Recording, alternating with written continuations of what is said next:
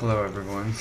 I know that the two people that watched my video were probably like, she's never gonna post again, it's over. Trans Baddie was another experiment channel in the dark. We wanted to see more of that. I guarantee you there's probably 0 people that thought that, and the views were all me and like the boyfriend that I just broke up with. Long story. But if there was any of you, I'm back and ready to be a baddie and open the files all the way up forensic. But anyways, on to the topic of today's video. I want to say something clearly, okay? Not angrily, not even defensively, just honestly. I, like this right here, I'm not a fetish. It's not a fetish for me, and even if it is for the guys who are sexually attracted to this, like, who cares? So is brunettes. Have you ever met, I mean, I'm sure everyone's heard this conversation where guys are in a circle and they're like, yeah, I'm like a brunette kind of guy. Oh yeah, he totally has a type. Yeah, it's a type, it's a fetish. It's just a vanilla fetish. But there's nothing wrong with that either. It's just like what anybody likes. Like, we need to grow up. Like, the fact that any of this needs explaining in 2026. Okay, like beyond the aesthetic. Like, just look at it purely as a transgenderism, as like an intellectual concept, right? Beyond all that, I mean, just think of yourself, how you saw yourself when you were like 9 or 10, before everything got crazy at age 12 or 13. It's just quiet. It's just you're a human being. A human being doing what it does best, which is to be. Now, I happen to be a trans woman, so my experience is different. Life is a little bit more risque, you might say.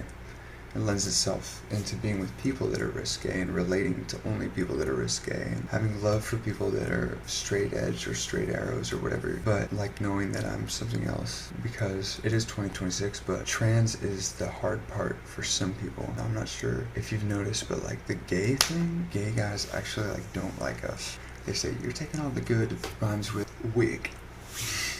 So this is like true of every society, and it happens. It's just that right now everything is so like, it's so exceptionalized, it's so like aggravated and shit. Everything is in your face 24/7.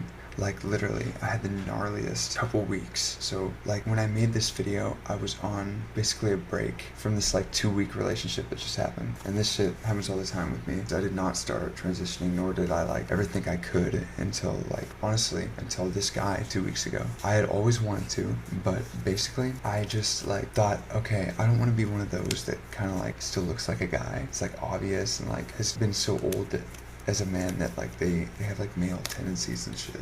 Like, I didn't want to end up like that, and I had fear of that, let's say, and so I just gave it up. But then like, I couldn't stop myself from like buying wigs and acquiring girls' clothes when I could, and like trying to go to the girls section at Walmart or Target. It's like, obviously I live in a very like unicultural area where the language is not English most of the time, and it's like a very like heteronormative, you might say, and I do get those looks because I think they can sense it or whatever. But anyways, so like, couldn't stop myself, you know. And basically what happened was a person in my family had died, and this person was like somebody that was very important to me. It was kind of like the last thread I was hanging on, because like nobody in my family accepts this. Like, this is like anathema to them. I knew I was gonna play music at the funeral, which I did. There's just specific song my mom wanted me to play, and so I played it. So anyway, I wanted to tell you guys about the 2-week fling. I go down to like the next big city, and there's places where LGBT people get together. My plan was to busk, play some live music in a relatively like public place. I think I chickened out or didn't get there in time or whatever. No, I went, but it was raining, and so I had to stop. But I got the experience. I go down there periodically, but I usually go to like the gayer ones, I guess, because I haven't been presenting as a girl, honestly. Like, literally, this is the beginning. Like, I've been practicing doing makeup and stuff, but I'll always take it off like right before I go out, and I'll paint my toenails, but I won't fucking I'll never paint these, and like, I'm gonna have to take these off. It's a long story, but this is a time where it's just like any other time. There's this guy that walks past me, and I'm dressed as a man, like, don't have no painted nails or anything, like just normal guy. I'm like there alone, just having a drink, and I'd been talking with some people, but for the time I was just kind of chilling and lost in thought, I guess. And this guy like walks past, and then he did a double take. It was like very obvious, like he meant to do it. And he's like, damn. Like, I remember him saying that. Something happened right there. It was a spark. And for the next 2 weeks, we ended up going around the city, and he's, let's say, like high adrenaline type hobbies. And doing those hobbies with him, like he's stronger than me, and this is a big deal for me because most guys that I've been with have been shorter and like not as strong as me. But he saw me like right away. He like knew I was trans. He told me like, I like when you dress like that. He saw the wig in the car because I like literally took him home with me after that. I drove him up there. I'm like, do you want to just come with me? And he's like, yeah. It was like that. It was like a little fling, like just drop everything. Like we're both that kind of person. I've always been that kind of person. Even before that, it was like that with my cousins. I always wanted to do the most like outlandish. I'm just like that, I guess. I think it's an Aquarius thing. Not me being that bitch that's gonna like bring up astrological signs. Oh my gosh. Anyways, so yeah, took home with me that night. He told me on like the ride to my house, like, you know, you should wear that wig, I like it. And it didn't feel fetishy or weird, like he saw who I was. He knew I wanted to wear it really bad. He's like, no, that's cool, man. You like wearing those? Do you like dressing up as a girl? I'm like, no, I am a girl. And I just told him, I just explained it to him, like, I've been one for a long time, never told anybody, only told my mom. And like certain folks I will tell, but most straight people just don't sense it.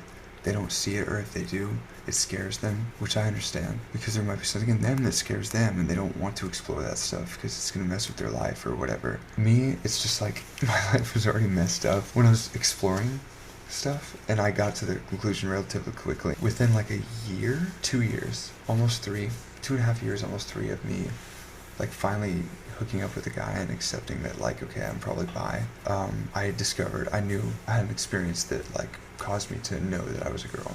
At that moment, I just knew that that's like who I was inside, and I've never really like doubted it since. It's just been like, do I want to go there publicly?